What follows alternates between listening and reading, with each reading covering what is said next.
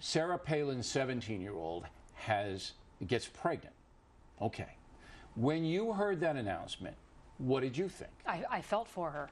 You know, any parent of a teenager, and I've got a couple of them, realizes that they could be in that situation at the drop of a hat. Is there anything a parent specifically can do to cut that down? Absolutely. There are a lot of things you can do. First, you keep a real close eye on your kids. You keep a close eye on who they associate with.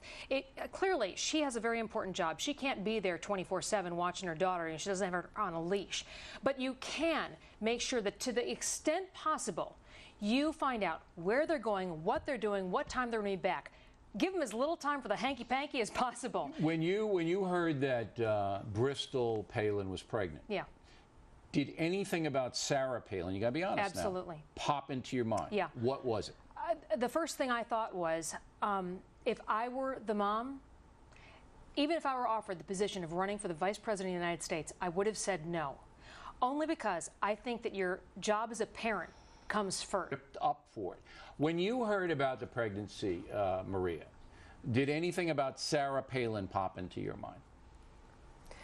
I mean, I think the one thing that popped into my mind is I also felt for her because she is a mother in addition to being the governor of Alaska. But I certainly don't agree with those who are passing judgment on whether or not she should be taking this position because, frankly, I do think that that is the extremism of sexism because if she was a man, people would not be making that judgment about her or asking her whether she should be doing this as opposed to paying more attention to her family. That's a decision that is very personal to her.